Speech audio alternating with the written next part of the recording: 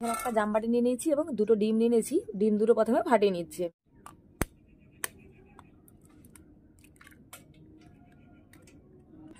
আর half বাটি তেল নিয়ে নিয়েছি, এটা ডিমের সাথে মিশিয়ে দিচ্ছি। আর নিয়ে নিয়েছি হাফ বাটি চিনির গুঁড়ো, এটাও আমি এর সাথে মিশিয়ে দিচ্ছি।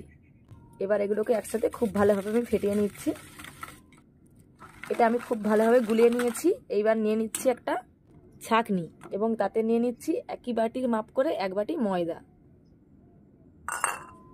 এবং 1 চামচ বেকিং পাউডার এবং হাফ চামচ বেকিং সোডা, আর দিয়ে দিচ্ছি হাফ চামচ নুন। এবার এই সবকে আমি একসাথে ভালোভাবে চালিয়ে নিচ্ছি। এবার আবারও আমি সব কিছুকে একসাথে ভালোভাবে মাখিয়ে নিচ্ছি। ব্যাটারটা অনেকটাই মোটা হয়ে গিয়েছে। আমি যে অরেঞ্জের রস বের করে নিয়েছিলাম সেই রসটা অল্প অল্প দিয়ে দিচ্ছি। একসাথে দিচ্ছি না, কারণ একসাথে দিলে পাতলা হয়ে যেতে পারে, তাই আমি অল্প অল্প দিয়ে ব্যাটারটা তৈরি করে নেব। অল্প অল্প কমলা লেবুর রস দিয়ে আমি ব্যাটারটা এরকম ঘনত্বে তৈরি করেছি এবং খুব ভালোভাবে 3 থেকে 4 মিনিট ধরে ফেটিয়ে নিয়েছি।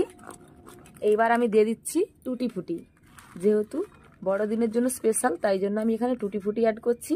আপনারা এখানে ড্রাই ফ্রুটও অ্যাড করতে পারেন। আর নিয়ে নিচ্ছি খুবই সামান্য ভ্যানিলা এসেন্স। ভ্যানিলা এসেন্সটা দিলে কেকের স্মেলটা খুব সুন্দর আসে। আপনারা যদি ভ্যানিলা এসেন্স না দেন তাহলেও কোনো অসুবিধে হবে না। সব কিছুকে একসঙ্গে ধরে মিশিয়ে আমি আরও কিছুক্ষণ ভালোভাবে ফেটিয়ে নিচ্ছি। কেকের ব্যাটারটা সম্পূর্ণ রেডি হয়ে গিয়েছে। এবার এটা আমি 5 মিনিটের জন্য সরিয়ে রাখবো। কেকটা বানানোর জন্য আমি একটা জায়গা নিয়ে নিব, এটার মধ্যে একটু তেল দিয়ে ওটাই যাতে সুন্দর করে লেগে যায়। এইবার এই জামবাটিটার ভেতরের মাপে আমি একটা কাগজ কেটে নিয়েছি, এটা দিয়ে দিচ্ছি। কাগজটার ওপরেও আমি একটু তেল লাগিয়ে নিচ্ছি। এইবার এই জামবাটিটার ভেতরে আমি ব্যাটারটা ঢেলে দিচ্ছি। পুরো ব্যাটারটা ঢেলে নিয়েছি। এবার ব্যাটারের ভেতরে কোনো ফাঁকা না থাকে তার জন্য আমি একটু এইভাবে ঝাঁকিয়ে নিচ্ছি। এটা আমি হাঁড়িতে বানাবো, তাই জন্য এখানে একটা আমি হাঁড়ি নিয়ে নিয়েছি এবং হাঁড়ির ভেতরে কিছুটা বালি নিয়ে নিয়েছি। সেটা আমি 5 থেকে 7 মিনিট ধরে খুব ভালোভাবে গরম করে নিয়েছি। গরম বালির উপর একটা স্ট্যান্ড দিয়ে দিচ্ছি আর এই জামবাটিটা আস্তে করে বসিয়ে দিচ্ছি।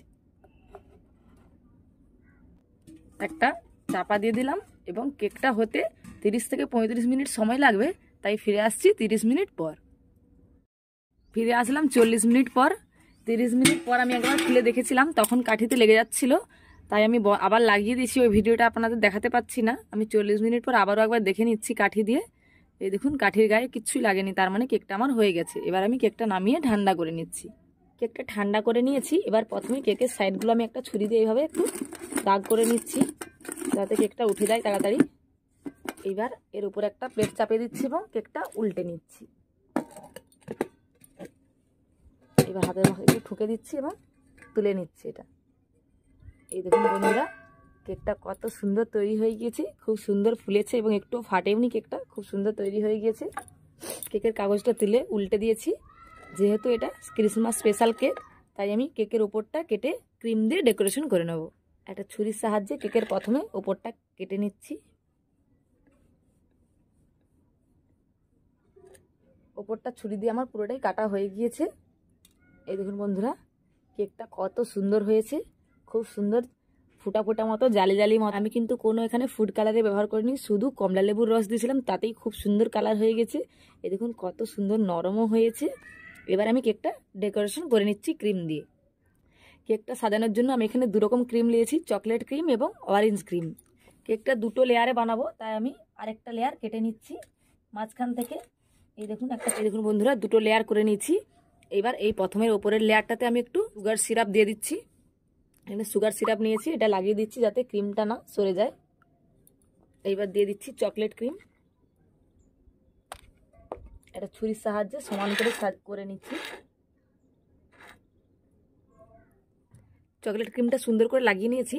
এবার আরেকটা লেয়ার আমি বসিয়ে দিচ্ছি। এর উপর দিয়ে দিচ্ছি অরেঞ্জ ক্রিম।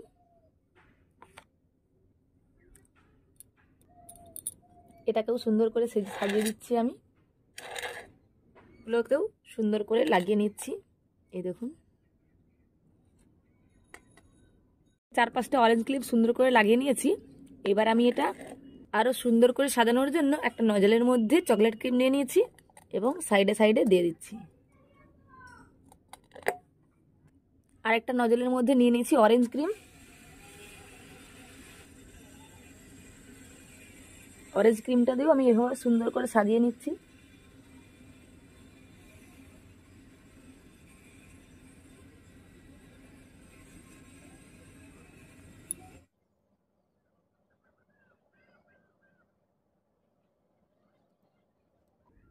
কয়েকটা চেরি দিয়েও আমি কেকটা আরো সুন্দর করে ডিজাইনটা আমার সম্পূর্ণ তৈরি হয়ে গিয়েছে।